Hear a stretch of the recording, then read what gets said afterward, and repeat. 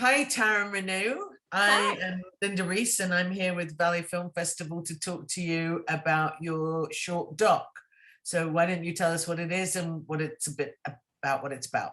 Sure. My film is In My View, Perspectives on a Surveillance Society, and it contrasts the cultures of surveillance in London versus Los Angeles during a particular period. And when you see the film, you can't help but notice the vast contrast between the two perspectives of those societies.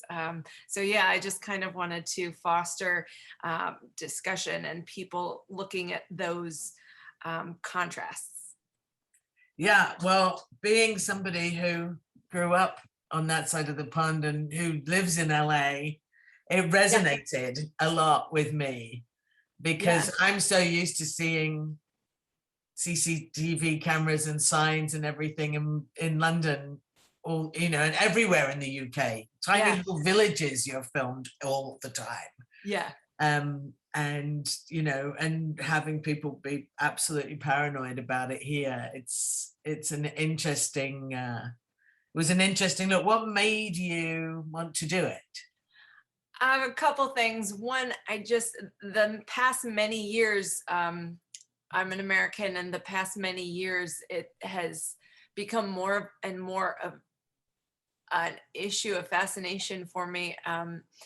And this was prior to Edward Snowden coming out with everything that he did in 2013. But even prior to that, um, there was just so many infringing things that looked to be at least infringing on potentially the Fourth Amendment and one's right to privacy in this country. And I just wanted to explore that a bit more, and then read an article about how in London one has the right to oneself on CCTV footage, and that blew my mind and that was possible, and that the government was enabling that to be given to people should they ask.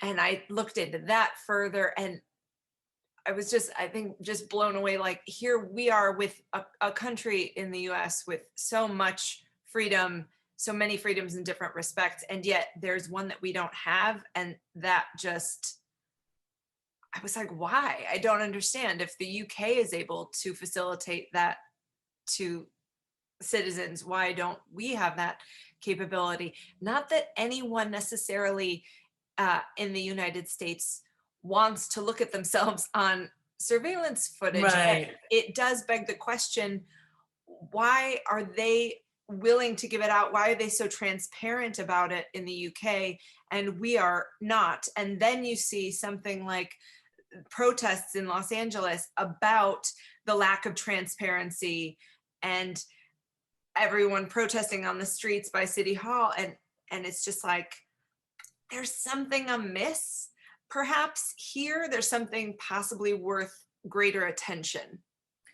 Yeah, it's that whole idea of uh being transparent about it, I think, is what makes it acceptable. Yeah, Because it's not like we're not watched all the sure. time. Right, You have one of these, right. and everybody gives, that we're followed and tracked because we have all these apps that allow that to happen. And Yes, so it's not just we've already given everybody permission. But right. I think you're right. It's about being able to go and say, wait a minute, I want to have that, I want to see that. I mean, it helped. I know the Glasgow bombers, I believe they were tracked down. I know they did a lot of work in the London bombings with being able to, like, backtrack vehicles and people and figure out where they lived. I mean, it does its job. Um, but it was really, but on the technical side of your film, one of the things that I thought was really clever was your soundtrack in the background, because it made me as a viewer very uncomfortable. Was that the intention? Do you mean the music specifically? Yeah, like the or in the background, and you're like, it sort of had this little vibration to it that made me uncomfortable enough that you're like, okay, that maybe is what it feels like to be constantly watched. Maybe that does. I love that interpretation of it. I heard this piece of music and I was just like, it felt right. And it is the piece of music that I have looped throughout the film and kept at a low hum throughout the film. Right. And so you're right. It is a constant barrage of one particular set of sounds throughout. And I just felt that the tenor of it felt correct.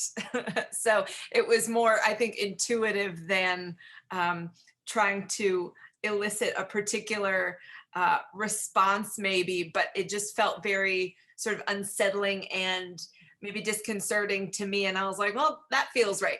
So, yeah, no, that I was think exactly it is what you're saying. That's what it brought out in me. So yeah.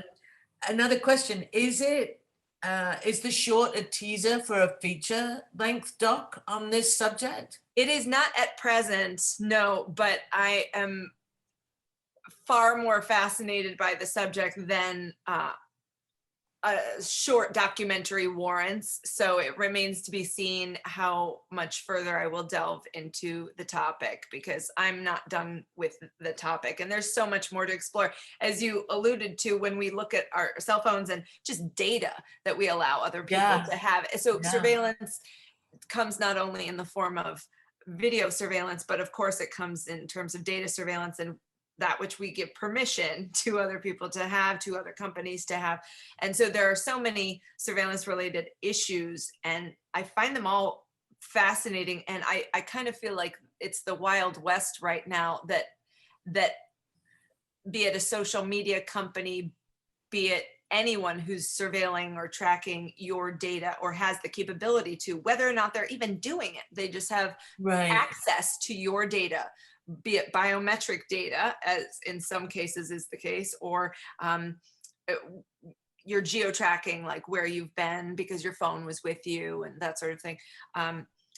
There was a man several years ago who geo-tracked himself and then plotted notes on, I think it was a synthesizer, and he made music out of all the pin drops of where he had been. And I mean, it's things like that it's just like, I don't know, that I'm getting off topic perhaps. That's an interesting concept. I mean, there's something so fascinating about all these companies, who are run by individuals, of course, having such access.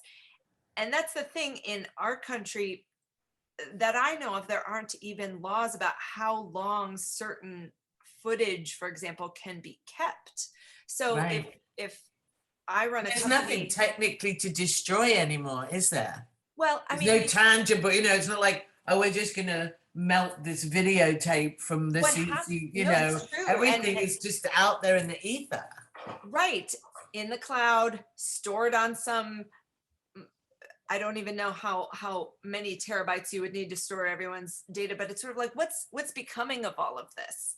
I think we have the capacity now as a society to store much of it. And then we don't even know if it's being stored. We don't know for how long it's being stored. And if it is being stored, by whom and to what end?